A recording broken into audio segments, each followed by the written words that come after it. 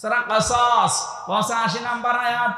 নবীজি যখন নিজের ঘর থেকে বের হয়ে কাবা শরীফ পার হয়ে রাউহা নামক স্থানে ওই জায়গায় দাঁড়িয়ে কাবার দিকে তাকিয়ে নবীজি বলেছিলেন, কাবা, বড় শখ ছিল তোমার খেদমত করব, কিন্তু তোমার নিষ্ঠুর সন্তানেরা আমারে থাকতে দিল না। তখন আল্লাহ একটা আয়াত নাযিল করেছেন, সূরা কসস 20 নম্বর পারা 15 নম্বর পৃষ্ঠার প্রথম নম্বর লাইনের 85 নম্বর আয়াত। ভালো করে শুনবেন, এখানে দুইটা তথ্য আছে। ইন্নাল্লাযী ফারাদা আলাইকাল কুরআনা লারাদ্দুকা ইলা মাআদ। এখানে আলেম নেই, শব্দটা কি দেখেছেন? ইন্নাল্লাযী ফারাদা, অবশ্যই আল্লাযী ফারাদা আলাইকাল কুরআন, এর আইন মানা আমি আল্লাহ ফরজ করে দিয়েছি। কোরআনের আইন মানা কি? আরো জোরে বলেন। নবীজি যে মক্কাতে যতদিন ছিলেন উনি কি নিজের আইন প্রতিষ্ঠার জন্য না কোরআনের আইন? কথা বলেন না কেন? কোরআনের আইন যারা প্রতিষ্ঠা করার জন্য ফরজ মনে করে কাজ করে, আল্লাহ পরের শব্দে দিয়েছেন লা রাদ্দুকা ইলা মাআদ, লামে তাকিদ। আল্লাহ গ্যারান্টি দিচ্ছেন, হে নবী, আজকে আপনি যেখানে দাঁড়িয়ে কাবার দিকে মুখ করে আফসোস করছেন, আমি আল্লাহ গ্যারান্টি দিলাম আপনি যদি কোরআনের আইন কায়েম করার জন্য, প্রতিষ্ঠা করার জন্য এটা ফরজ মনে করে কাজ করতেন। কোরআনের আইন প্রতিষ্ঠা করা নফল না ফরজ? আরো জোরে বলেন। কেন ফরজ? যত নবী আল্লাহ পাঠিয়েছেন বড় বড় 4 জন নবীর নাম আল্লাহ ব্যবহার করেছেন সূরা শূরা 13 নম্বর আয়াতে।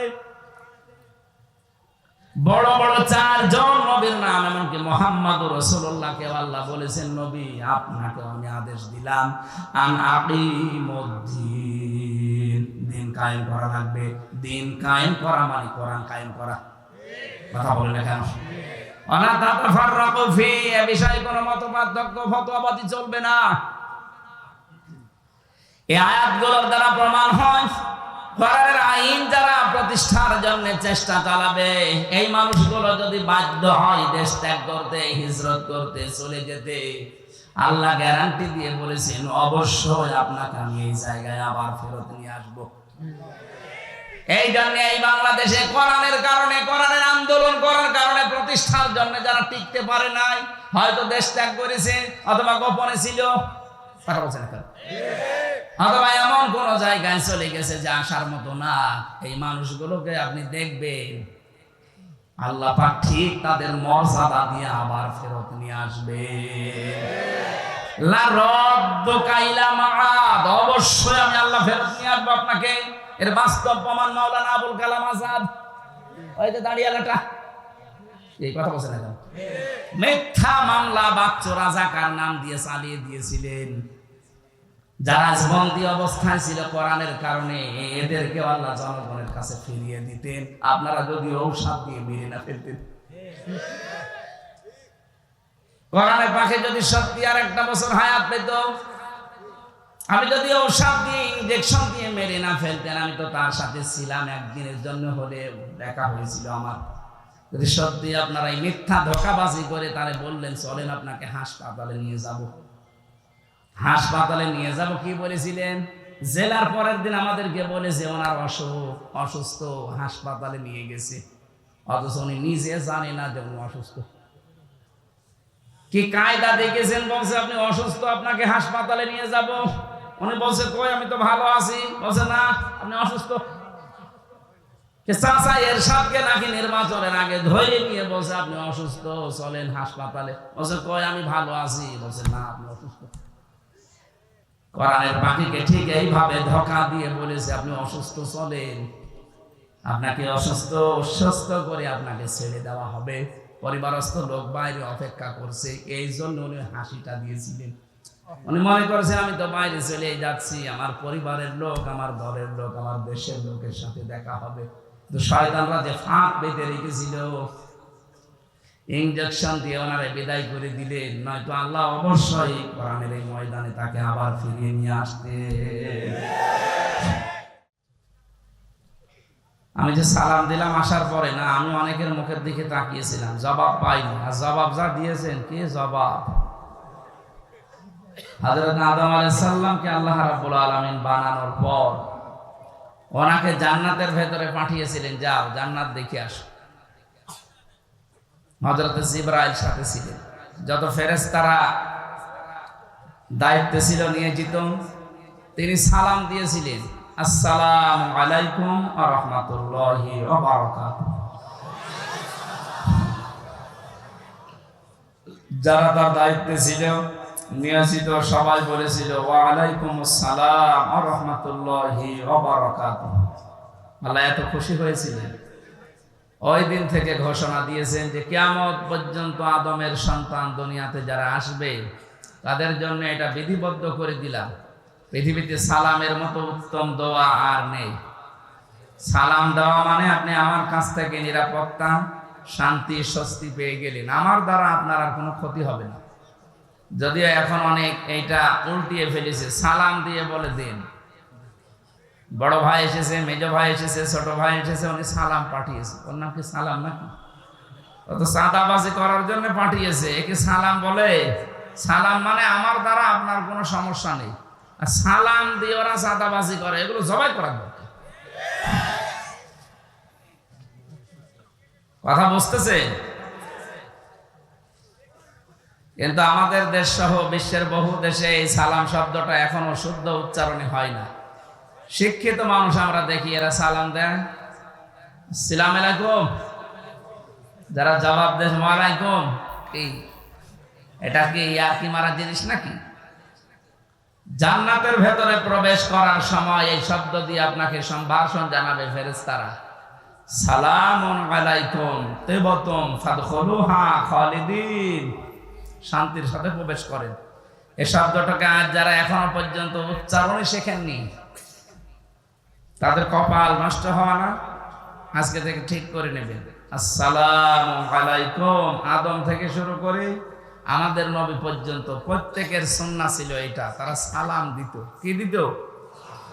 আমিও দিয়েছিলাম, কিন্তু জবাব যা দিয়েছিলেন ওইভাবে না, ওয়া আলাইকুম আসসালাম ওয়া রাহমাতুল্লাহি ওয়া বারাকাতুহু। যতটুকু বলবে তুমি ততটুকুই বলো, তার চাইতে বেশি করে বলো। সবাইকে নিয়ে আমরা আল্লাহর দরবারে শুকরিয়া জানাই, আলহামদুলিল্লাহ। আমরা আনন্দিত, আজকে আমরা খুশি, কারণ এই আয়োজন কোরআনের সাথে। কিসের সাথে? কোরআন বাদ দিয়ে যদি শুধু হামজা আসতো, আসতেন আপনারা? না। قل بفضل الله وبرحمته فبذلك فليفرحوا هو خير مما يجمعون। নবী আপনি বলুন, তামাম দুনিয়া যা গেইন করে যাবে, যা কিছু অর্জন করে আনন্দ করে, এগুলো একটাও আনন্দের বিষয় না। এইদিকে তাকান, এগুলো একটাও আনন্দের বিষয় না। যা পেয়েছে মানুষ, যা পাবে সব অস্থায়ী, আজ আছে কাল নেই। আপনি কত বড় বড় মহারথীকে দেখতে পাচ্ছেন না? এখন মাথায় দড়ি দিয়ে তাদেরকে নিয়ে যাওয়া হচ্ছে, অসহায় হয়ে গেছে। আজকে আমি ফারুক খানের দিকে তাকালাম, কি অসহায় লোকটা, অথচ দা পড়ছিল কি তার। আমার ভাইরা, কোরআনে কারীম স্থায়ী আর পৃথিবীর সব কিছুকে আল্লাহ অস্থায়ী বলে ঘোষণা দিয়েছেন। আল্লাহ শুধু এতটুকুই বলে শেষ করে দেননি, আমাল হায়াতুদ দুনিয়া ইল্লা মাতাউল গুরুর। রব্বুল আলামিন বলেন, পৃথিবীর মানুষেরা, দুনিয়ার জীবনটা কিন্তু খেল তামাশা, এটা ধোঁকা। এরা যে কত বড় ধোঁকায় আমাদেরকে ফেলে রেখেছে, এখনো পর্যন্ত আমরা টের পাইনি। আপনি মনে করছেন না আমার সম্পদ ধোঁকা, মানে হ্যাঁ। আপনার ছেলে মেয়ে ধোঁকা, মানে হ্যাঁ এটাও ধোঁকা। আপনার স্ত্রী ধোঁকা, মা বাবা পর্যন্ত ধোঁকা। পৃথিবীর এমন কোন জিনিস নবীজি এবং আল্লাহ বাদ দেয়নি যেটা ধোঁকা বলেনি, প্রত্যেকটাই ধোঁকা। এর বাস্তব প্রমাণ আপনাকে বলছে, 200 বছর আগে যে লোকটা এই রাজশাহী থেকে মারা গেছে, ও যদি এখন উঠে এসে ডাক্তার আব্দুল বারী সাহেবের 3 পুরুষ আগের লোক, ও যদি এখন এসে বলে এই বাড়ির মালিক আমি, এ জমি আমি কিনেছিলাম, এখানে আমার রাজত্ব চলবে, আমার মনে হয় আব্দুল বারী সাহেবও বাড়িতে উঠতে দেওয়া দূরের কথা, দূর দূর করে তাড়িয়ে দেবে। কিসের পরদাদা পরদাদা আপনি? আপনাকে আমি চিনি না। আপনার যদি জায়গা না থাকে, থাকার মসজিদের বারান্দা খোলা আছে, ওখানে থাকেন গা। কথা বলে দেখেন, এটা বলবে নাকি আমি বানাচ্ছি? এইটাই বাস্তব। 200 বছর আগে ওনার পূর্বপুরুষ যারা চলে গেছে, আমি তো 3 পুরুষের নাম জানি। আমার বাবা রিয়াজউদ্দিন, ওনার বাবা জাহান আলী, ওনার বাবা নুমাজউদ্দিন, এরপরে আমি জানি না। মানে 4 নাম্বার যিনি, উনি যদি এখন এসে, কি আমার নাম জানা নেই, মনে নেই, উনি যদি এসে বলে হামজা এই যে হালসা কুষ্টিয়ার এই ভিটাটা আমি কিনেছিলাম, এটা আমার বাড়ি, আমার মনে হয় আমার জীবন থাকতে ওনারে আমি উঠতে দেব না। আপনি ভণ্ডামি কথাবার্তা বাদ দেন। যদি থাকতেই হয়, গ্রামে মসজিদ আছে, বারান্দায় রাতটা থেকে সকালে ফোটেন, আপনার এখানে কোনো জায়গা নেই। এই হচ্ছে দুনিয়া। কথা বলে না কেন? এই ধোঁকায় পড়ে থেকে যদি আমার বিশাল আখিরাতটা নষ্ট হয়ে যায়, আমার মতো পাগল এ পৃথিবীতে আর কেউ নেই। আমি নিজে সহ যারা এসেছি, আমরা যারা পাগলামি না করি, আমরা সবাই পাগল হয়ে আছি। একটা ধোঁকা। আল্লাহ পাক বলেন আল্লাহাকুমুত্তাকাসুরু হাত্তা যুরতুমুল মাকাবির। বেশি বেশি পাওয়ার জন্য মানুষ মহা অন্ধ হয়ে আছে। এর এই ঘর কাটবে না ততদিন পর্যন্ত, যতদিন লোকটা কবরে না যায়। কবরে গেলে আপনার ঘর কেটে যাবে, কিন্তু তখন ঘর কেটে কি হবে? ঘর এখন কাটা দরকার। এই জন্য আজকের আয়োজন। আমার তেলাওয়াত কিন্তু আয়াতে আল্লাহ এই কথাগুলোই জানিয়েছেন। যদি আমরা একটা আয়াতের 3 ভাগের 1 ভাগ পড়েছি, আমার মাথার ভেতরে আয়াত সম্পর্কে যত তথ্য আছে, আমার জীবন শেষ হয়ে গেলেও এত কথা বলে শেষ করা যাবে না। এত কথা আল্লাহ দিয়েছেন। তাফসীরুল কোরআন মাহফিল লিখে দিয়েছেন, আমরা তাফসীর আকারে কথা বলবো ইনশাআল্লাহ। সুতরাং দুনিয়াতে যে যাবে আনন্দে আছে, আত্মহারা হয়ে আছে, থাক, আমি যেন পাগলামি না করি। কথা বলেন ঠিক কিনা? কারণ আমি যেটা পেয়েছি এটা আল্লাহর কাছে শ্রেষ্ঠ সম্পদ। এটার নাম কোরআন। এটার নাম কি? আরো জোরে বলেন। এই কোরআনে কারিমের ৬,২৩৬ আয়াত আছে। এটা নির্ভরযোগ্য আর প্রসিদ্ধ। আমরা সবার মুখে মুখে যেটা শুনি ৬,৬৬৬ না, এটা গণনা করে আপনি পাবেন না। ৬,২৩৬ এইটাই সত্য, এটা নির্ভরযোগ্য। রাব্বুল আলামিন এতগুলো আয়াতের মাত্র একটা আয়াতের 3 ভাগের 1 ভাগে আমাদের আহ্বান জানিয়েছেন, ইয়া আইয়ুহাল্লাযীনা আমানু, ওহে যারা ঈমানের দাবি করো, তাদেরকে বলছি, খুব মায়া মহব্বত নিয়ে তোমাদেরকে ডাক দিয়েছি। 850 কোটির উপরে মানুষ এখন দুনিয়ায়। সবচাইতে বেশি মানুষ বাস করে খ্রিস্টান ধর্মে। 2য় নম্বরে আমরা আছি, 200 কোটি আমরা, আর 230 কোটি খ্রিস্টান। বাকি অন্যান্য জাতিরা আছে অল্প অল্প। 4,500 ধর্মের মানুষ এই দুনিয়ায় এখন বাস করছে। 4,500 কত? তাম দুনিয়া মিলে 257টা রাষ্ট্র আছে, তার ভেতরে বাংলাদেশ একটা। 257টা রাষ্ট্রে 4,500 ধর্মের মানুষ বাস করে। এর ভেতরে 57টা মুসলমান রাষ্ট্র, বাকিগুলো আংশিক আংশিক আছে। আমেরিকা 100 ভাগের 70 ভাগ খ্রিস্টান বাস করে, বাকি অন্যান্য জাতি আছে। আমাদের দেশে 100 ভাগের 96 ভাগ মুসলিম বাস করে, বাকি অন্যান্য জাতি আছে।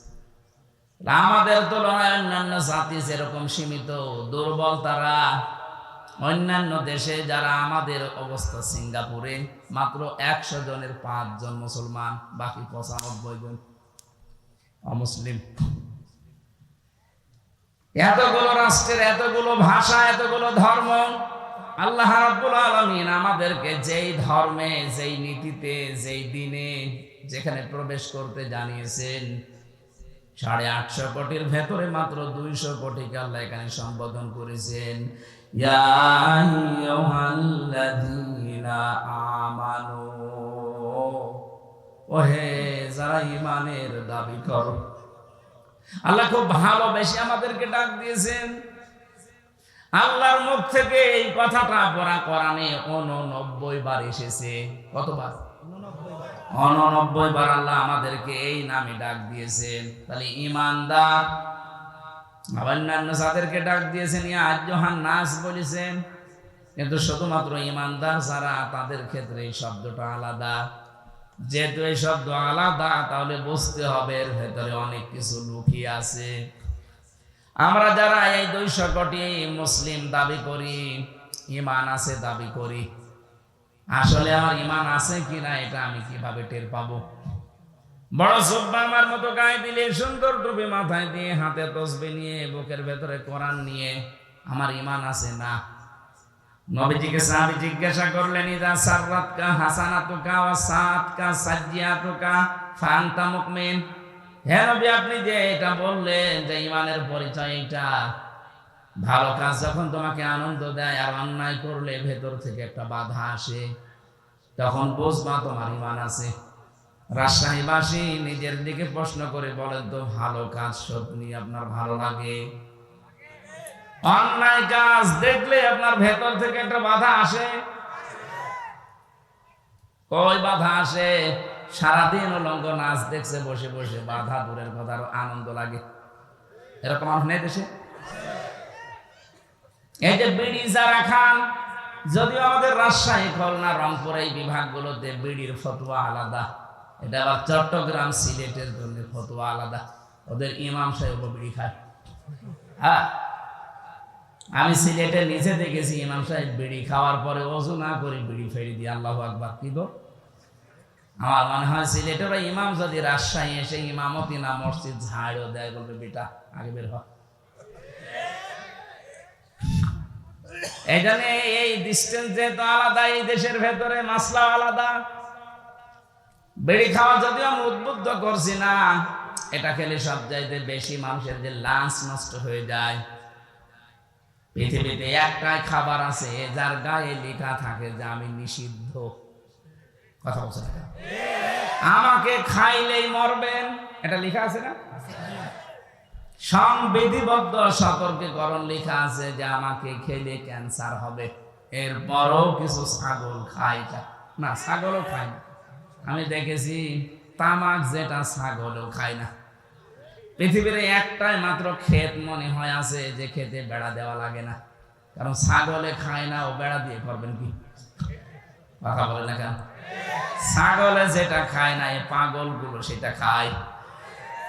আশা করি যেটা ছেড়ে দেবেন, এরপরও যদি না ছাড়েন, জেলখানার ভেতরে সব চাইতে বেশি চলে বিড়ি। ওখানে তো টাকা চলে না, বিড়ি টাকা ওদের। এক প্যাকেট বিড়ি দেবেন, হয়তো 30 টাকা 45 টাকা এরকম দিয়ে দেবে। সিগারেট দিলে 100 টাকা 150 টাকা দিয়ে দেবে। টাকা তো না, ওই পরিমাণে মাল দেবে। ওগুলো নয় আটকা জীবন চার দেওয়ালের মাঝে, ওখানে ওটা চলে বলে নাই চলে। আমাদের সারা পৃথিবীতে আমরা যদি এটা না চালাই, বাঁচতে পারবো না। আরে ভাই, আমি যেখানে চাকরি করি, আকিস গ্রুপ, তারাই তো এটা বানায়। আপনাকে ছেড়ে দিতে বললে আমার তো চাকরি চলে যাওয়ার কথা, তারপরও বলছি ছেড়ে দেন সবাই। চাকরি থাকে থাক, না থাকে না থাক, আপনারা বাঁচেন। যতগুলো অপচয় হয় বিড়ির মাধ্যমে, শরীরের ক্ষতি, টাকার ক্ষতি, 22,500 কোটি টাকা একটা জরিপ দেখলাম, শুধু মানুষ ধোঁয়া দিয়ে উড়িয়ে দিচ্ছে। এই কাজটা আপনার মন ডেকে বলবে যেটা খারাপ, এরপরও অনেকে খায় আর বলে আমার টেনশন দূর করার জন্য। বিড়ি খেলে টেনশন আরো বাড়বে, কারণ জিনিসপত্র তো নষ্ট হয়ে যাচ্ছে। কথা বলে না কেন? এই জন্য আশা করছে এটা ছেড়ে দেবেন, আমার এইটা বলার উদ্দেশ্য না, আমি একটা টাচ দিলাম। ইমানদার আপনি আছেন কিনা বুঝবেন, ভালো কাজ আপনাকে আনন্দ দেবে। অন্যায় দেখলে আপনার ভেতর থেকে একটা বাধা আসবে, তাহলে বুঝবেন যে আপনি মুমিন। এখানে যাদের মোবাইলে এমন দৃশ্য আছে যেটা নিচে নিচে দেখলে খুব ভালো লাগে, আনন্দ লাগে, আর অন্য কেউ দেখলেই লজ্জায় পড়ে যান, এটা খারাপ কাজ কিনা বলেন তো? বলেন বলেন। এরকম যাদের আছে, যদি এই মুহূর্তে আপনি ওটা ডিলিট করে না ফেলেন, আর যদি সিদ্ধান্ত নেন যে না আমি এরকম কোনো কাজে আর যাব না, আপনার দাঁড়িয়ে থাকতে পারে, আপনি নামাজ পড়তে পারেন, কিন্তু আপনার ঈমান নেই। অন্যায় দেখলে যেটা বিবেকে মেনে নেয় না, ভেতর থেকে একটা বাধা আসবেই। কিন্তু 15.5 বছরে অন্যায় দেখার পরও দেখলাম অনেকের বাধা আসে নাই, আর আনন্দে করেছে। বিশেষ করে আয়না ঘরের সাথে যারা জড়িত, মানবতার সাথে এত জুলুম পৃথিবীতে জাহিলি যুগে হয়নি। এত বড় বড় নখ হয়ে যায় এক একজনের, এত বড় বড় নখ হয়ে যায়, চুল দাড়ি গো মনে হচ্ছে জঙ্গল থেকে বেরিয়ে আসছে, এইরকম দৃশ্য ওই জায়গায়। ওখানে যারা দায়িত্বে ছিলেন, আমার মাঝে মাঝে মনে হতো আল্লাহ এদের কি মা বাবা নেই, ছেলে মেয়ে স্ত্রী নেই, এরা বাইরে যে সংসার করে কি করে? অন্তত এখানে যারা দায়িত্ব পালন করে দেয়, এগুলো কি মানুষ? কত কঠিন অন্তরের মানুষেরা বলেন তো। একটা মানুষকে 2 দিন 5 দিন না, 2 বছর 5 বছর 8 বছর 10 বছর 14 বছর একটা ঘরের ভেতরে তালাবদ্ধ করে রেখেছেন। ঘর মানে কি? কবর। মাটির নিচে একদিকে, এদিকে 3.5 হাত, এদিকে 1.5 হাত। এই অবস্থার সৃষ্টি যারা করেছিলেন, তারা মানবতা লঙ্ঘন করেননি। আলেমদের মাথায় দড়ি দিয়ে, পায়ে ডান্ডা বেড়ি দিয়ে, হাতে পেছনে আবার হ্যান্ডকাপ বেঁধে নিয়ে যেতেন আদালত, তখন মানবতা লঙ্ঘন হয়নি। আর এখন পলক সাহেবকে নাকি ডিভিশন দেয়নি, এই জন্য ওনার মানবতা লঙ্ঘন হচ্ছে। কোথায় ছিলেন আপনি উকিল সাহেব?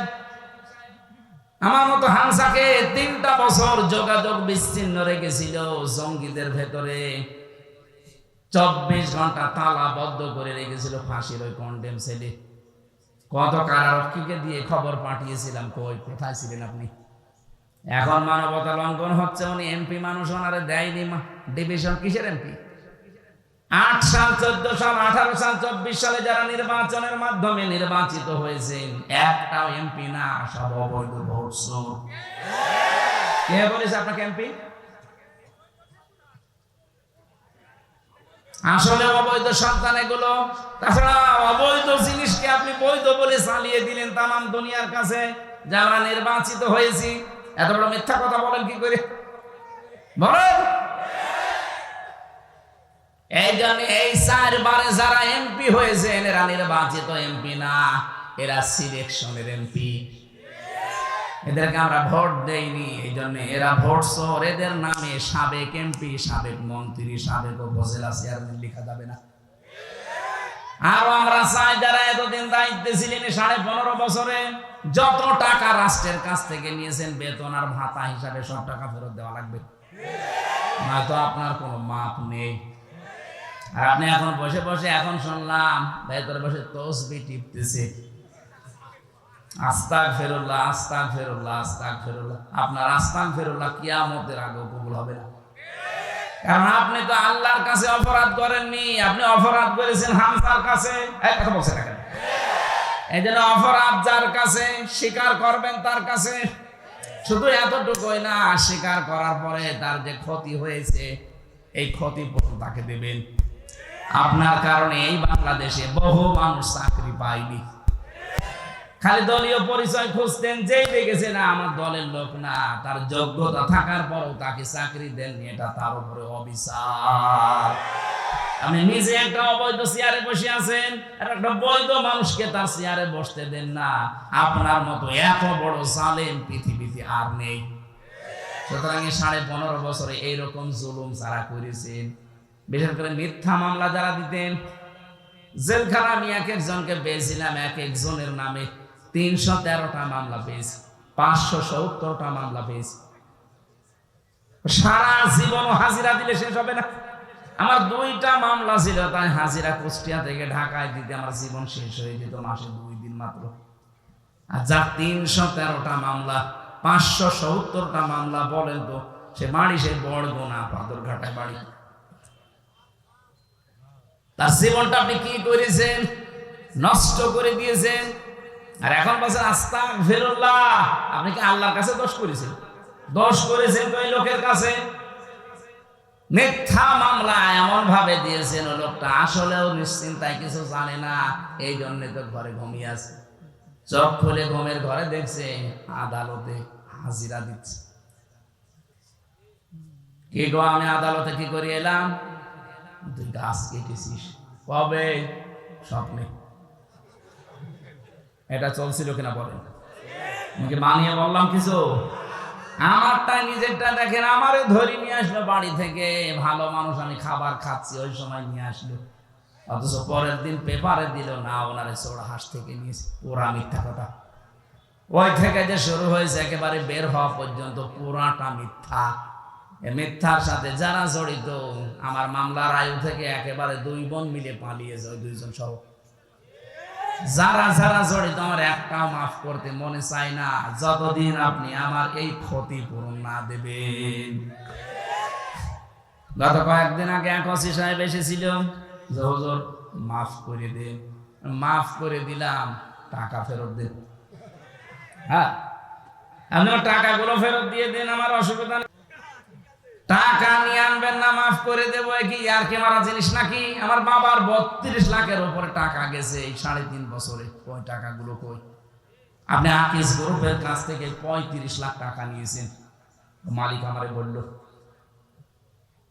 কয়েকদিন আগে আমি গিয়েছিলাম দেখা করার জন্য, বলছে হামসা আমার কাছে 35 লাখ চাইছে, আমি 32 লাখ অলরেডি দিয়ে দিয়েছি। এরপরও বলছে টাকা দেন।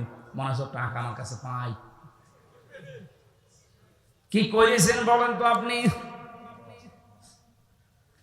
এই মানবতা বিরোধী অপরাধগুলো করার পরেও যাদের ভেতর থেকে অনুশোচনা আসে না, আরো আনন্দে থাকতেন যে আগে কি সুন্দর দিন কাটাইতাম, এরকম গান বলে না?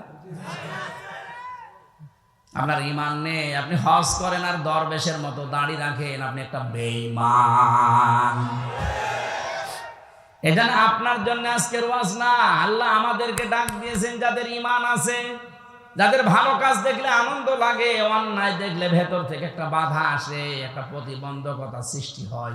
আমি জানি এরকম মানুষ এখানে আছে। এদেরকে আল্লাহ ডাক দিয়ে বলেন, উদখুলু ফিস-সিলমি কাফা, তোমরা প্রবেশ করো ইসলামে পরিপূর্ণভাবে। এখানে আমার আলেম জাতি থাকে, প্রশ্ন হচ্ছে সিনের ওপরে জবর দিয়ে যদি আপনি পড়েন তাহলে সালমন হয়। সালমন মানে শান্তি। সালমন মানে শান্তি। সিনের নিচে জের দিয়ে পড়লে হয় সিলমন। সিলমন মানে ইসলাম। সিলমন মানে কি? আল্লাহ কিন্তু ডাক দিয়েছেন ইমানদারেরা তোমরা শান্তিতে প্রবেশ করো, না ইসলামে না, শান্তিতে। সালমন তো আল্লাহ দেয়নি, সিলমন দিয়েছেন। আল্লাহ আমাদেরকে ডাক দিয়েছেন তোমরা ইমানদার যারা ইসলামে প্রবেশ করো। কেমন করে? আংশিক না পূর্ণাঙ্গ? পূর্ণাঙ্গটা কোথায় পেলেন? কই? এখানে কই? এই যে কাফা, কাফা মানে পরিপূর্ণভাবে। অর্ধেক ঢুকবেন অর্ধেক ঢুকবেন না, হবে না। পরিপূর্ণভাবে ইসলামে আপনাকে প্রবেশ করা লাগবে। এখন আমার প্রশ্ন, আমি যে ইসলামে পরিপূর্ণ প্রবেশ করেছি, আমি কিভাবে টের পাবো? আমার টের পাওয়া লাগবে না? আমার তো বোঝা লাগবে যে আমি ইসলামে আল্লাহর এই কথা শোনার পরে পরিপূর্ণভাবে প্রবেশ করেছি। আমি যতগুলো তাফসীর মিলিয়েছি, মুফাসসিরিন ইকরাম বলেন তুমি যদি দেখো তোমার এই প্র্যাকটিক্যাল লাইফে জীবদ্দশায় 5টা কাজ তোমার ভেতরে পাওয়া যাচ্ছে, তাহলে বুঝবা যে আমি ইসলামে পরিপূর্ণ প্রবেশ করেছি। এখন আপনি নিজের সাথে মিলাবেন, দেখবেন এই 5টা কাজ আপনার জীবনে আছে কিনা। 1 নম্বরে আনুগত্য, আত্মসমর্পণ। রব্বুল আলামিন বলেন আত্মসমর্পণকারী হওয়া লাগবে তোমাকে। কিভাবে আত্মসমর্পণ করবা? তোমাদের পিতা হযরত ইব্রাহিমের দিকে তাকাও, সে আত্মসমর্পণ করেছিল। ইদ ক্বালা লাহু রাব্বুহু আসলিম ক্বালা আসলামতু লিরাব্বিল আলামিন। উনি গাছের মাথায় বসে কোড়াল দিয়ে কাঠ কাটছিলেন। আল্লাহ বলেন, ইব্রাহিম আত্মসমর্পণ করো। উনি বললেন, আল্লাহ এখানে বসে গাছের মাথায় কি করে? বলে, খাতনা করো। ওই জায়গায় বসে তিনি খাতনা করলেন কোড়াল দিয়ে, আর বললেন, আসলামতু লিরাব্বিল আলামিন। মহাবিশ্বের প্রতিপালক আল্লাহর সামনে আমি আত্মসমর্পণ করলাম। এখান থেকে শিক্ষা কি? হযরত ইব্রাহিম আমাদের জাতির পিতা, তিনি দুনিয়াতে জীবিত থাকা অবস্থায় 50টা পরীক্ষা দিয়েছিলেন। কয়টা? এর 50 নাম্বার পরীক্ষা এটা। মানে খাতনা পর্যন্ত করেছেন। যখনই আল্লাহ বলেছেন আত্মসমর্পণ, কি দিয়ে করব? যা আছে তাই দিয়ে। কি ছিল ওই সময়? কোড়াল ছিল, ওইটা দিয়ে কি কাটবে? বলে, হ্যাঁ খাতনা করো। খাতনার ভেতরে অনেকগুলো উপকার আছে। অন্যান্য ধর্মের যারা খাতনা করে না, ওরা বিজ্ঞান পড়াশোনা করার পরে, স্বাস্থ্য বিজ্ঞান জানার পরে দেখছে না এটা রোগ হয়।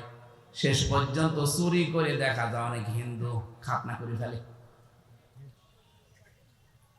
আমার যিনি ছিলেন সেলার দেবদুলাল, ওরে দেখলেই মানুষ বলতো ফুল হাতা। ও কি?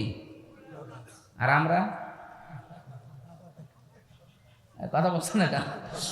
আমরা কি বলেন তো? হাফ হাতা। আমরা কি? ওরা ছিল ফুল হাতা। ফুল হাতা সেইগুলো দেখেন, এইগুলো আজ দেশকে অস্থিতিশীল করার জন্য, অশান্ত করার জন্য অনেক চেষ্টা চালাচ্ছে। আমার মনে হয় এদেরকেও ধরে হাফ হাতা করে দেওয়া দরকার। আমরা যারা হাফ হাতা আছি তাদের দ্বারা কিন্তু কোনো সমস্যা হচ্ছে না। ফুল হাতা যেগুলো, এরা মাঝে মাঝে কাদের কল কাটিতে যেন ইশারায় যেন উলট পালট চেষ্টায় আছে। এই চিন্তা ভাবনা থেকে বের করার জন্য এদেরকেও হাফ হাতা করে দেওয়া লাগবে। হযরত ইব্রাহিমের সুন্নাত এটা, এখান থেকে শুরু হয়েছে খাতনা করা। আমরা অনেকে মনে করি এটা না করলে মনে হয় মুসলমান হবে না। না করলে মুসলমান হবে না তা না। এটা ইব্রাহিম আলাইহিস সালাম নিজে দেখিয়েছেন যে আমার নিজের বলতে আর কিচ্ছু ছিল না। আল্লাহ গাছের মাথায় বসে বলেছিল করো, আমি তাই করে ফেলেছি। এবার এটা করার পরে তার প্রথম কাজ কি? আপনি যে আত্মসমর্পণ করলেন, কার সামনে করবেন, কিভাবে করবেন? আল্লাহ পরের আয়াতে জবাব দিচ্ছেন। সূরা বাকারা 131 132 নাম্বার আয়াত। ওয়া ওয়াসা বিহা ইব্রাহিম বানিহি ওয়া ইয়াকুব ইয়া বানিয়া ইন্নাল্লাহা আসতাফা লাকুমুদ-দীন ফালা তামুতুন্না ইল্লা ওয়া আনতুম মুসলিমুন। সূক্ষ্ম বিষয় আছে এখানটায়, একটু ভালো করে। আল্লাহ পাক বলেন, ইব্রাহিম তোমাদের জাতির পিতা ইন্তেকালের আগে তার সন্তানদেরকে ডাক দিয়েছিলেন, এবং কি ইয়াকুব আলাইহিস সালাম ওই একই কাজ করেছিলেন। তারা বলেছিল, হে আমার আদরের সন্তান, ইন্নাল্লাহা আসতাফা লাকুমুদ-দীন, অবশ্যই আল্লাহ তোমাদের জন্য নির্বাচিত করেছেন, পছন্দ করেছেন, চয়ন করেছেন, মনোনীত করেছেন দিনকে। কাকে? দিন মানে রাতের পরে যেটা আসবে ওই দিন। বলেন বলেন, দিন কি? আল্লাহ নিজে পরিচয় দিয়েছেন কোন দিন জানো? ইন্নাদ-দীনা ইনদাল্লাহিল ইসলাম। অবশ্যই আমি আল্লাহর কাছে মনোনীত একটা দিন আছে, তার নাম, আরো জোরে বলেন, এটা ছাড়া কোন দিন আমার কাছে গ্রহণযোগ্য না। আমাইয়াবতাগি গায়রাল ইসলাম দীনান ফালা ইউকবালা মিন। কেউ যদি ইসলাম বাদ দিয়ে অন্য কোন দিন দিয়ে আমি আল্লাহকে রাজি খুশি করতে চাই, জীবনও তার কোনো কিছু কবুল হচ্ছে না, হবে না। এখান থেকে প্রমাণ হয় 4500 দিন এই পৃথিবীতে আছে। একটাই মাত্র দিন আল্লাহর কাছে মনোনীত ইসলাম। ইসলামের বাইরে যত দিন আছে, ধর্ম আছে, একটা দিয়েও আল্লাহকে পাওয়া যাবে না। দুনিয়া আমরা কিচ্ছু না পাই, ইসলাম যেহেতু পেয়েছি শুকরিয়া আদায় করেন আলহামদুলিল্লাহ। কিয়ামতের ময়দানে শুধু ইসলাম যারা মেনেছে তাদেরকে জান্নাত দেবে। বাকি ওই যে 4500 যে দিন আছে, একটার জন্য জান্নাত নেই। এটা যেহেতু রেকর্ড হচ্ছে সারা বিশ্বে, কালকে বিভিন্ন ভাষায় ছড়িয়ে যাবে। আহ্বান জানাচ্ছি, বিবেকটা কাজে লাগান। আপনারা অন্যান্য কিতাবগুলো দেখেন। আমি কোরআনে কারিমের এই আয়াতগুলো যে মানুষগুলোকে পড়তে দিয়েছি, যশোরের এক অধ্যাপককে দিয়েছিলাম, সরকারি কলেজের হিন্দু, মানে BCS ক্যাডার। বলেছিলাম, স্যার আপনি মুসলমান হওয়া দরকার নেই, কিন্তু আমাদের ধর্মীয় গ্রন্থটা একটু বুঝে পড়েন। 3 মাস পরে দেখি উনি নিজেই মুসলমান হয়ে গেছে। সারা বিশ্বের অমুসলিম যারা আছেন, যে ধর্মের হোক, সে খ্রিস্টান হতে পারে, ইহুদি হতে পারে, হিন্দু হতে পারে, বৌদ্ধ হতে পারে, আপনাকে আহ্বান জানাচ্ছে, আমি মুসলমান হতে জবরদস্তি করি না, জোরও করি না, কিন্তু আমাদের ধর্মীয় গ্রন্থটা একটু পড়েন, একটু বুঝিয়ে পড়েন। টনি বেলেয়ারের শালিকা লরেন বোথ 3 বছরে কোরআনে কারিমকে অধ্যয়ন করার পর শেষ পর্যন্ত মুসলমান হয়ে গেছে। দিন এই পৃথিবীতে কয়টা বলেন তো? মনোনীত কয়টা? এবার আসেন তো, এই দিন, এই যে কবরে যাওয়ার পরে আপনি যে বলবেন মা দিন ও কা, তোমার দিন কি? না, একবারে আপনি বলতে পারবেন না দিন ও নাল ইসলাম। এই যে দিন ও নাল ইসলাম, আমার দিন ইসলাম, এটা বলতে হলে দুনিয়াতে মাস্ট বি 5টা কাজ আপনাকে করাই লাগবে। না হলে কবরে যে প্রশ্নের দ্বিতীয় প্রশ্ন, এটা আপনি ধরা খেয়ে যাবেন।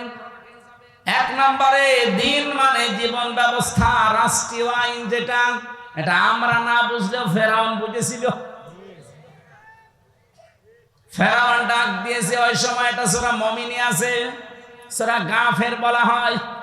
26 নম্বর আয়াতে আল্লাহ জানিয়েছেন, ওয়াকালা ফিরআউনু দারুনি আকতুল মূসা ওয়ালিয়াদু রাব্বা ইন্নী আখাফু আইয়ুবাদদিলা দীনাকুম ইলা আখিরি আয়াত।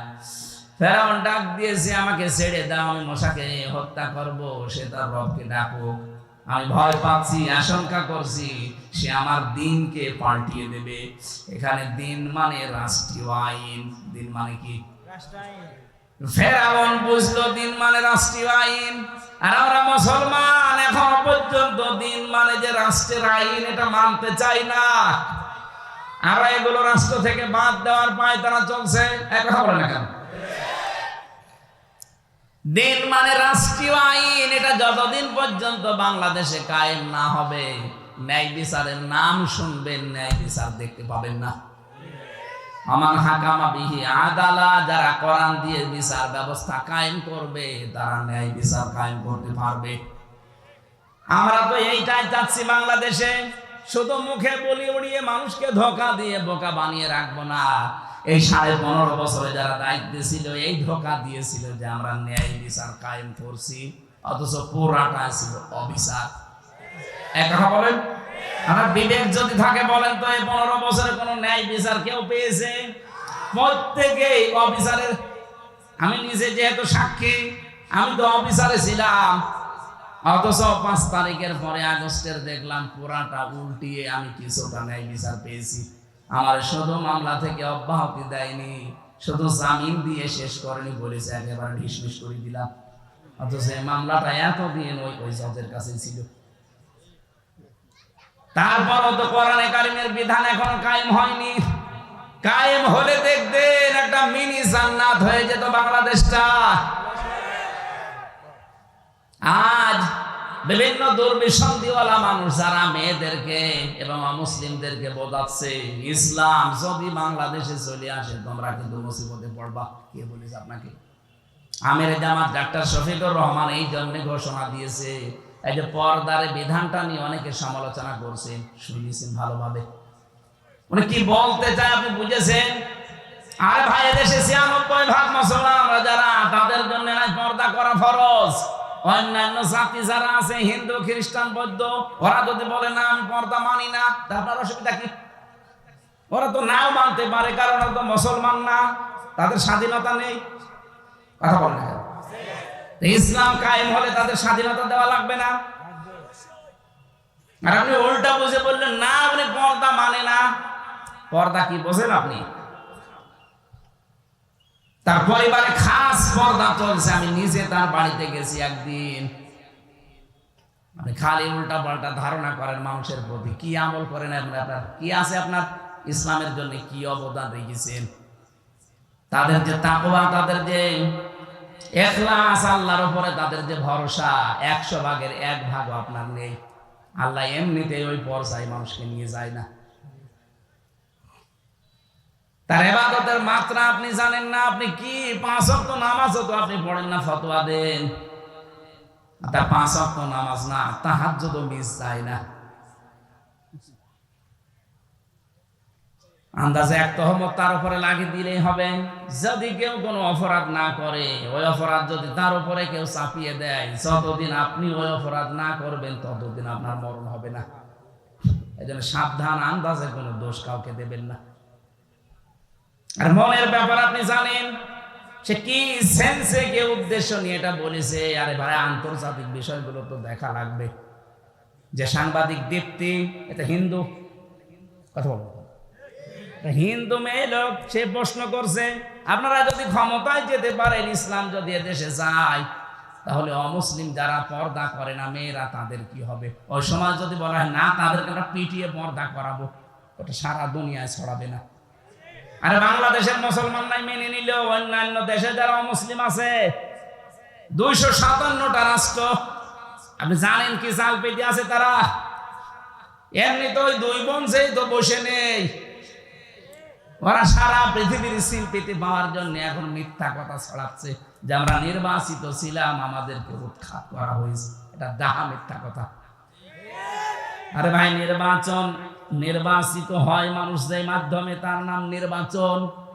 নির্বাচনই তো 15.5 বছরে হয়নি, আপনি কি করে নির্বাচিত হলেন? একটা হাজি মানুষ এত ডাহা মিথ্যা কথা বলে কি করে? দেখলেন, ওর নাম শুনলে মানুষ এখন 5ই বলছে। তাহলে আমি যে এত টাকা দিয়ে হজ করলাম, আমি কোথায় যাব? এই কারণেই তো বলছি, আমার গায়েও লাগছে। আপনি এমন মিথ্যা আর বলবেন না যেন আপনার কারণে আমরাও দোষী হয়ে যাই। দরকার হয় হাজি নামটা কেটে দিন।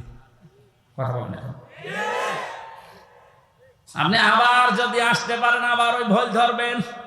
বিশাল এক পট্টি মাথায় দিয়ে, হাতে তসবিহ নিয়ে হাজি নামটা ব্যবহার করে বলবেন আমি উমরা করে আসলাম। আপনারা এবারের মতো আমার সুযোগ দেন। এই ডাহা মিথ্যা কথা এই দেশের মানুষ বহুদিন প্রতারিত হয়েছে, এখন আর হবে না। নবীজির হাদিস মনে রাখবেন, লা ইউফলিহা কওমুন আলাউ আমরাহুম ইমরাতুন, বুখারী শরীফের হাদিস। নবীজি বলেন, ওই জাতি কখনো সফল হচ্ছে না, হবে না, যে জাতির নেতৃত্বে কোনো মহিলা বসে আছে।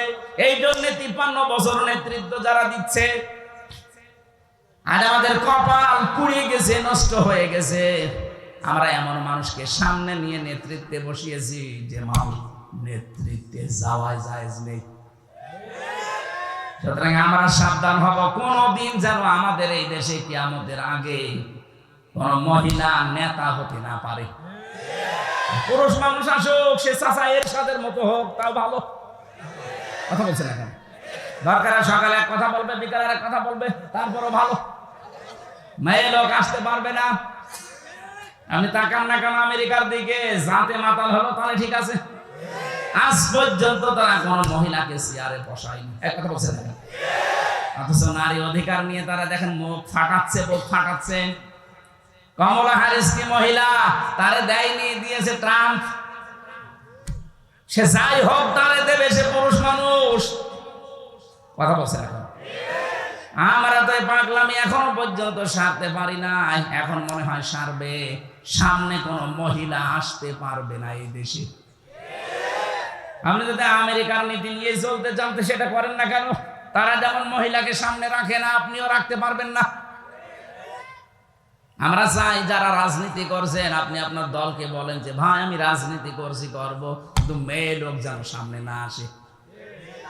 লা ইউফলিহা কওমুন ওয়ালাউ আমরহুম ইমরাতুন, কখনো ওই জাতি সফল হচ্ছে না, হবে না। নবীজি গ্যারান্টি দিচ্ছে কোনোদিন মিথ্যা হতে পারে? আমরা কার ভরসায় আছি? উনি এখনো পর্যন্ত যদি বলে আমি আসতেছি, লিস্ট করে রাখো, আপনি আসবেন কি করে? আপনাকে তো চেয়ারে বসানো যায়নি। কথা বলে না কেন? আমি এটা বলতাম না, বলছি এই কারণে মিথ্যা কিছু তথ্য ফেসবুকে মানুষ ছড়িয়ে বিভ্রান্ত ছড়াচ্ছে। গত পরশুদিন আমি ছিলাম সেই মৌলভীবাজার, ওখানকার এসপি সাহেব আমাকে বলছিলেন যে কথাটা মানুষকে জানাবেন, ফেসবুকের কোন তথ্য নিয়ে মানুষ যেন আন্দাজে উন্মাদনায় না ভোগে। এটার দ্বারা বিশৃঙ্খলা তৈরি করেছে মানুষ এই মিথ্যা তথ্য দিয়ে। এগুলো অধিকাংশ ছড়াচ্ছে বাইরের এই দাদা বাবুদের দেশে কিছু মানুষ আছে তারা। কয়েকদিন আগে সিঙ্গাপুরে, মালয়েশিয়া আছে হোটেলে, যেখানে উঠে দেখি আল্লাহর ওলি বেরিয়ে আসছে। এগো দোয়া করেন, 5 তারিখের আগে ওরা পালিয়ে ওখানে বসে আছে। যে হোটেলে গেছি দেখি 2-4 জন আল্লাহর ওলি আছে। কি করবে এখন? 3 মাস 4 দিন হয়ে গেল, কোল কিনারা পারছে না। এখন ফেসবুকের মাধ্যমে ওরা বাইরে থেকে এই বিভ্রান্ত গুলো ছড়াচ্ছে, যেন মানুষ উশৃঙ্খল হয়ে দেশে একটা হট্টগোল বাঁধিয়ে দেয়, আর বহির্বিশ্ব যেন দেখে যে না আগেই ভালো ছিল। যেন আমরা শক্ত হাতে এটা দমন করতে চাই। ফেসবুকের কোনো কথা বিশ্বাস করে ওখানে পা দিয়ে আপনি বিশৃঙ্খলা করলে আপনি নিজের পায়ে নিজে কুড়াল মারবেন। পৃথিবীর ইতিহাস কি বলে? আজ পর্যন্ত কোন পলাতক যারা পালিয়েছে ওরা ফিরে এসেছে আপনি একটা দেখান তো। চেঙ্গিস খান, হিটলার, এই যে 850 বছর আগে যিনি পালিয়েছে লক্ষণ সেন, কই ফিরে আর আসেনি, কবরে চলে গেছে। তাকে পুড়িয়ে ফেলেছে। যেহেতু অন্য ধর্মের মুসলমান দাবি করে যদি আপনি পালিয়ে যেয়ে থাকেন, আপনিও বিশ্বাস করতে পারেন ফিরে আসা এই পৃথিবীতে সম্ভব না, ফলে ইতিহাস পাল্টিয়ে যাবে। পলাতকরা কোনোদিন ফিরে আসে না, কারণ জানে যে আমরা অপরাধী। হেলিকপ্টারে আসার সময় আমি পাইলটকে বলছিলাম, এই যে আপনি দরজাটা লাগিয়ে দিলেন, একটা হুক মাত্র, হুকটা একটু ছুটে গেলেই তো নিচে পড়ে যাবে। হুজুর হাত দিয়েন না, হাত দিয়ে যদি হুকটা খুলে যায় তাহলে কিন্তু সত্যি পড়ে যাবেন। মাঝে মাঝে ওই সময় আমার মনে হচ্ছিল, আল্লাহ 2 বোন একসাথে পালিয়ে গেল, যদি হুকটা একটু খুলে যেত, একটু হুক খুলে গেলে হয়তো বাংলাদেশের যে কোনো এক জায়গায় পড়ে যেত। কথা বলছে না, মানুষ পিটিয়ে মেরে ফেলত।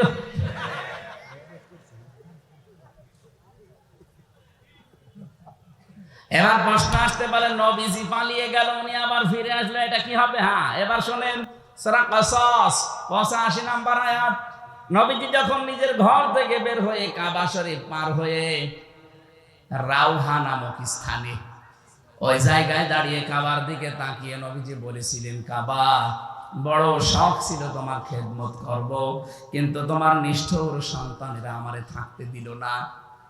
তখন আল্লাহ একটা আয়াত নাযিল করেছেন, সূরা কসস 20 নম্বর পারা 15 নম্বর পৃষ্ঠার 1ম নম্বর লাইনের 85 নম্বর আয়াত। ভালো করে শুনবেন, এখানে 2টা তথ্য আছে।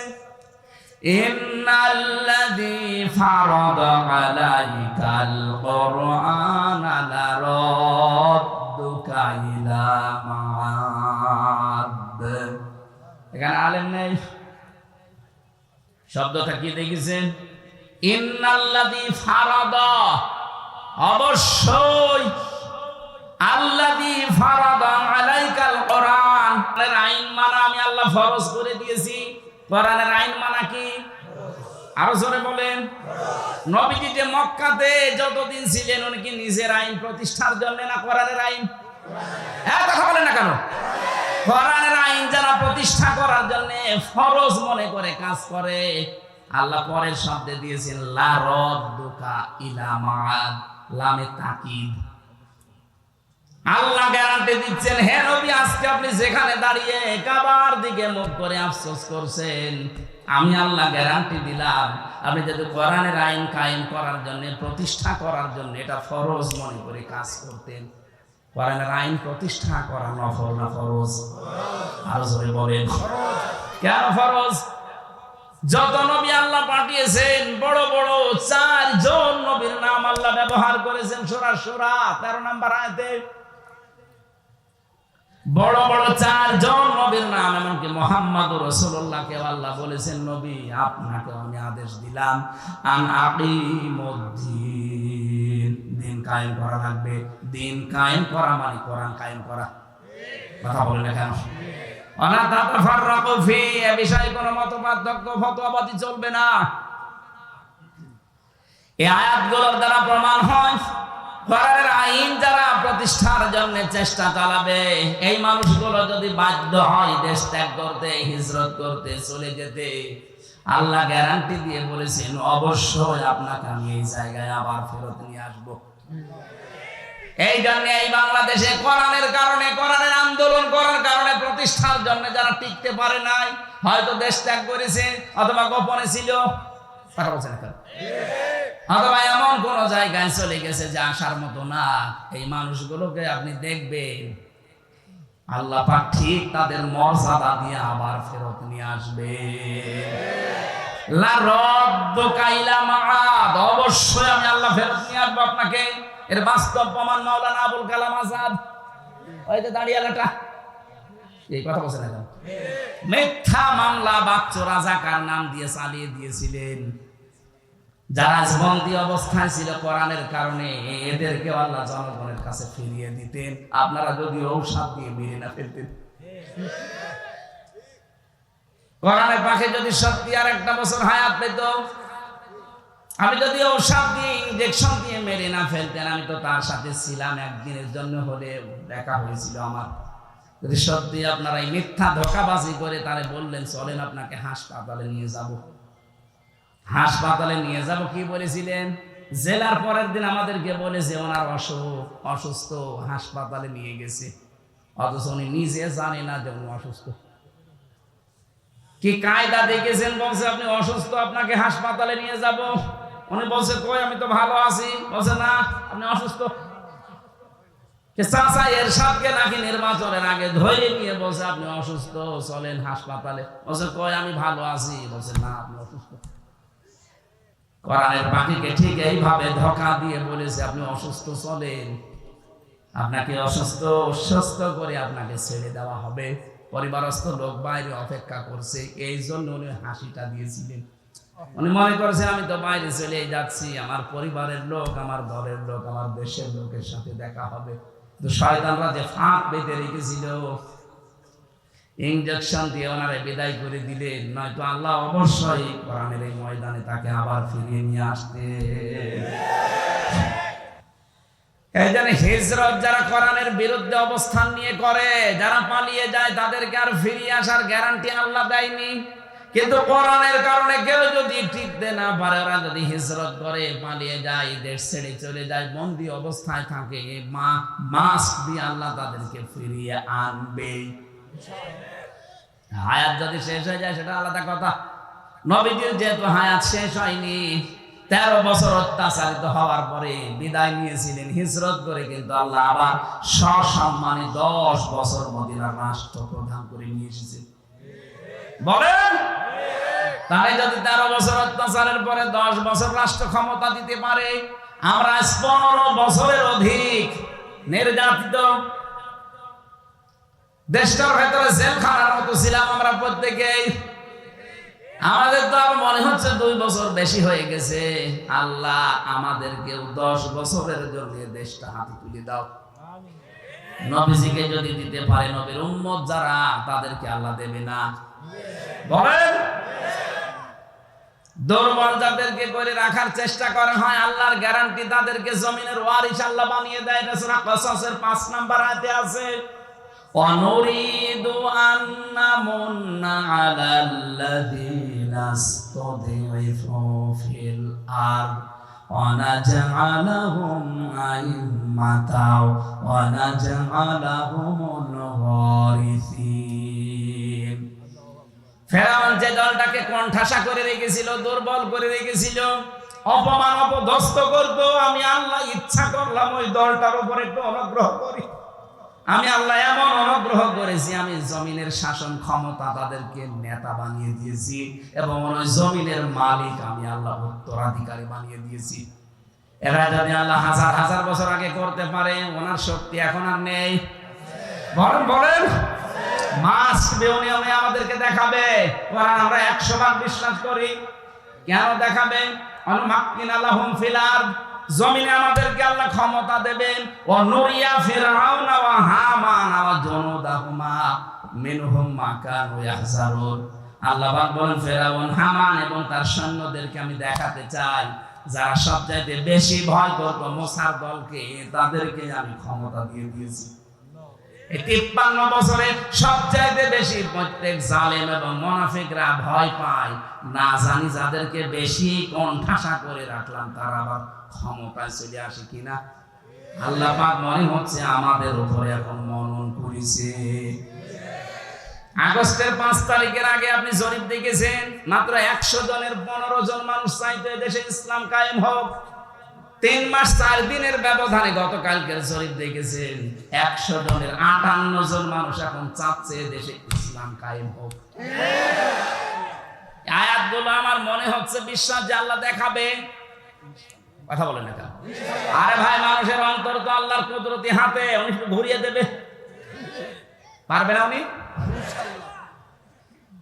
এই জন্য এই মনোনীত দিন আল্লাহর কাছে ইসলাম, এটার ভেতরে আমরা যারা আছি, আপনি মনে করবেন যদি ইসলাম মানতে পারেন তাহলে ইসলামের ভেতরে আপনি প্রবেশ করেছেন আল্লাহর এই কথা অনুযায়ী। আনুগত্য, আত্মসমর্পণ, এটা 1 নম্বরে আপনার ভেতরে পাওয়া যাবে।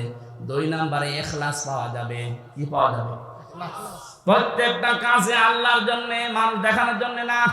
3 নম্বরে বিশুদ্ধ আকীদা তৈরি হবে আপনার। যদিও বাংলাদেশ সহ বিশ্বে, বিশেষ করে বাংলাদেশ, ভারত, পাকিস্তান, এই 3টা দেশে জামাতে ইসলামী নেই। বলেন, এই 3টা দেশে আমি গেছি, দেখেছি এই মজলুম দলটার উপরে কিছু আলেম নামধারী, আমি আলেম তাদের বলি না, কারণ তারা এদের বইগুলো পুরাটা পড়ে না, আন্দাজে ফতোয়া দেয়। এই মাজলুম দলটার উপরে আকীদার প্রশ্ন তুলে একটা বিভ্রান্তি ছড়ায় মানুষের মাঝে যে এদের আকীদা ঠিক নেই। একটা মজলুম দলের উপরে, মজলুম মানুষগুলোর উপরে এরকম মিথ্যা তহমত আপনি দিতে পারলেন, এই লোকটা যা করেছে আপনার 14 বংশ মিলে করতে পারবে না। তার এতটুকু হায়াতে যত বই লিখেছে, আপনি 10 ডবল হায়াত পেলেও 5টা বই লিখতে পারবেন না। তার যে ইসলামী অর্থনীতি যে খেদমত করেছেন, তার যে থিওরি গুলো, মুশারাকা, মুদারাবা, মুরাবাহা, বাই সালাম, বাই ইস্তিসনা, বাই মুআজ্জাল, এই সমস্ত বিষয়ের ভেতরে কতগুলো তথ্য লুকিয়ে আছে। ইসলামকে অর্থনৈতিক ভাবে দাঁড় করানো কি করেছেন আপনি? খালি আকীদা খারাপ, আকীদা খারাপ। কি দেখেছেন আকীদার? আকীদা কোনো খারাপ না, কোনো মাসলা মাসাইল নিয়ে হয়তো মত পার্থক্য থাকতে পারে, এটা হবে। কেউ যদি গবেষণা করে কোন মুজতাহিদ কোন মাসলা মাসাইল উদ্ঘাটন করতে যে ভুল করে, তার একটা সওয়াব পাবে, আর যদি ঠিক করে 2টা সওয়াব পাবে। সারা জীবন মাওলানা মওদুদী রাহমাতুল্লাহ আলাইহি উনি গবেষণা করে করে তথ্যগুলো দিয়েছে, যদি ভুলও হয় তাও একটা রসগোল্লা আছে, আর যদি সঠিক হয় 2টা। আপনি কি করলেন? আপনি তো গবেষণাই করেন না। আপনার পেটে বোম মারলে মুজতাহিদ লিখতে কি লাগে আপনি তাও বলতে পারবেন না। আপনি গবেষণা করেছেন কি করে মানুষকে ডুবানো যায়। আকীদার প্রশ্ন যারা তুলছেন, কি আকীদা আপনি তৈরি করেছেন বলেন তো? ফাঁসির দড়ি যদি গলার কাছে ঝুলতো তখন আকীদা বের হয়ে যেত। যে মানুষগুলোর উপরে এই প্রশ্ন তোলেন তাদের আকীদা আপনি টের পাননি। ফাঁসির দড়ি একদিকে, আর একদিকে শুধু যদি বলতো যে না আমি ছেড়ে দিলাম, সঙ্গে সঙ্গে তাদেরকে মন্ত্রী বানিয়ে দিত, এর অফারও দিয়েছিল। কোরআনের বাহিরে জালেমরা বলেছিল আপনি ছাড় পেয়ে যাবেন, শুধু জামাত ইসলামটা বাদ দিয়ে বলবেন যে আমি নিজে আলাদা একটা দল করলাম। আপনি বলেছেন না আমি এটা মানি না, আমি কোরআন হাদিস পড়ে এইটাই পেয়েছি, আমাকে জামাতবদ্ধ হয়ে থাকা লাগবে।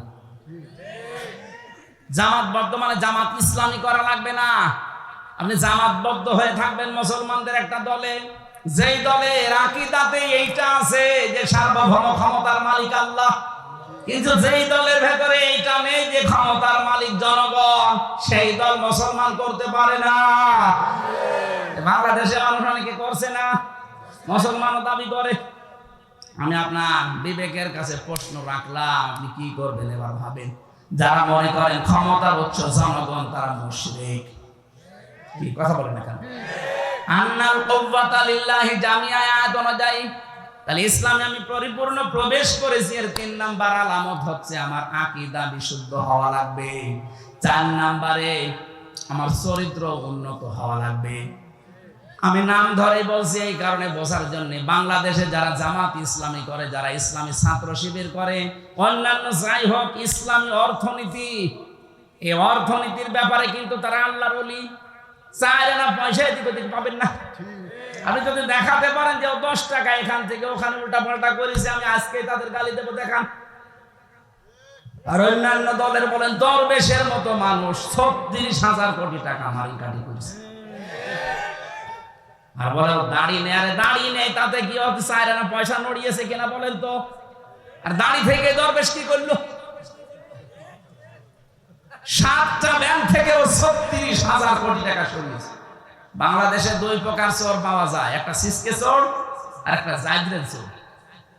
এই ডিম মিল যারা চুরি করে, মুরগি চুরি করে, আলু পটল, এগুলো সিসকে চোর। আর এই যে ব্যাংক ডাকাতি করে যারা, শেয়ার বাজার লুট করে যারা, যারা বেগম পাড়া বানায়, সাহেব পাড়া বানায়, এই মানুষগুলো সিসকে চোর না জাইদ্রের চোর? হাত কাটার কথা কি সিসকে চোর না জাইদ্রের চোর? যারা অভাবে চুরি করে, অভাব দূর করে স্বভাব ভালো করে দাও। আর যারা স্বভাবে চুরি করে, সাক্ষ্য প্রমাণ ধরা পড়লে হাত কেটে দাও। এটা যদি আজকে সত্যিই কোরআনের বিধানটা থাকতো, সূরা মায়েদার 38 নম্বর আয়াতটা, বাংলাদেশে যে কয়টা ধরা পড়েছে, একটাও হাত এখানে থাকার কথা না, সব ঝুলে থাকতো। এক কথা বলেন না কেন? বাংলাদেশ চোর মুক্ত হয়ে যেত এমনি। এজন্য উন্নত চরিত্রের বেলায় এই জায়গা ছাড়া আর কোনো আপোষ নেই, কারণ উন্নত চরিত্র বানাতে ট্রেনিং দেওয়া হয়। আপনি আসেন 6 মাস একটু থাকেন, আপনার চরিত্র উন্নত হয়ে যাবে। চুরি কি জীবনে আপনার ভেতরে আসবেই না। 5 নাম্বার লেনদেনে স্বচ্ছ থাকা। আপনার লেনদেন স্বচ্ছ আছে? কোন দোকানে বাকি করলে জীবনে আর দোকানের সামনে দিয়ে যায় না, অন্যদিকে ঘুরে যায়। লেনদেন করছেন। এই 5টা বিষয়। 1 নম্বরে আত্মসমর্পণকারী, 2 নম্বরে আপনাদের মনে নেই কিছু? কি বললাম বলেন? হ্যাঁ, ইখলাস লাগবে প্রত্যেকটা কাজে। 3 নম্বরে বিশুদ্ধ আকীদা অর্জন করা লাগবে, বিশ্বাস। 4 নম্বরে চরিত্র করা লাগবে উন্নত। 5 নম্বরে লেনদেন, আপনি স্বচ্ছ থাকবেন। আল্লাহ বলেন এই 5টা আলামত যার ভেতরে দেখতে পাবে, সে যেন মনে করে যে আমি ইসলামে পরিপূর্ণ প্রবেশ করেছি। আমরা যারা এসেছি এই 5টা কাজ দুনিয়ায় আদায় করার তৌফিক দেন, আমিন। আল্লাহুম্মা আমিন। লা ইলাহা ইল্লা আনতা সুবহানাকা ইন্নী কুনতু মিনাজ জালিমিন। রব্বুল আলামিন, সারাটা জীবন অপরাধ করে জীবনটা নষ্ট করে ফেলেছি। আমাদের হাত ওঠায় কথা বলতে ভয় করে, লজ্জা করে। জীবনের অপরাধের দিকে তাকিও না, তোমার রহমতের দিকে তাকাও। জিন্দেগীর গুনাহগুলো মাফ করে দাও রব্বুল আলামিন। আমি যেভাবে আরম্ভ করেছিলাম, সারা রাত বললেও মানুষ যেত না। সামনে তাহাজ্জুদের নামাজ, ফজরের নামাজ কর্মজীবনের জন্য আমরা শেষ করে দিয়েছি। যতটুকুই বলেছি আল্লাহ জীবনে আমল করার তৌফিক দাও। সওয়াবগুলো নবীজির রওজায় পৌঁছিয়ে দাও। এ বিশাল আয়োজনে যারা শ্রম দিল, আল্লাহ এই রাজশাহীর মানুষগুলোকে ওমরের মতো কবুল করে দাও। সম্মানিত মা বোনদেরকে মঞ্জুর করো। অসুস্থ হয়ে আছি, এখনো পর্যন্ত আমি শেফায়ে কামেলা আজেলা পাইনি। আল্লাহ তুমি আমাকে আগের অবস্থায় আবার ফিরিয়ে দাও। যতটুকুই বলেছি আমার ইমান থেকে বলেছি, আল্লাহ আমি সহ প্রত্যেককে এগুলো মেনে চলার সুযোগ দাও। এলাকায় মাটির নিচে যারা ঘুমিয়ে আছে, কবরটা জান্নাত বানিয়ে দাও। আল্লাহুম্মা গফিরলি ওয়ারহামনি ওয়াহদিনি ওয়াফিনি ওয়ারযুকনি ইয়া রাব্বাল আলামিন। আল্লাহ বাংলাদেশের পরিচিত একজন আলেম মাওলানা একে এনামুল হক শাফি আমার কুষ্টিয়ার গর্বিত সন্তান আজকে দুপুর বেলা ইন্তেকাল করেছে। আল্লাহ তুমি তাকে মাফ করে দাও। তার সারা জীবনের দিন প্রচারের দায়ী আল্লাহর কাজগুলো কবুল করো। মানুষ হিসাবে যদি অন্যায় কিছু করে আল্লাহ তুমি মাফ করে দাও। মাওলানা এনামুল হক শাফিকে আল্লাহ তুমি কবরে জান্নাত দিয়ে দাও। তার ছেলে মেয়ে সুখ সন্তুষ্ট পরিবার যারা আছে আল্লাহ তাদেরকে ধৈর্য ধারণ করার তৌফিক দাও। তার স্ত্রীও কবরে আছে, আল্লাহ তুমি মেহেরবানি করে তার স্ত্রীকেও মাফ করে দাও। আমি আবার বলছি আমার কুষ্টিয়ার কৃতি সন্তান আলেমে দিন সারা বাংলার প্রিয় মুফাসসিরে কোরআন মাওলানা এনামুল হক শাফি, আল্লাহ তুমি তাকে জীবনের মতো মাফ করে দাও। আমরা একটা অভিভাবক হারিয়ে ফেললাম, কোরআনের পাখিও হারিয়ে ফেলেছি, আল্লাহ তুমি তাকে কবরে মাফ করে দিও। তখন কার কাছে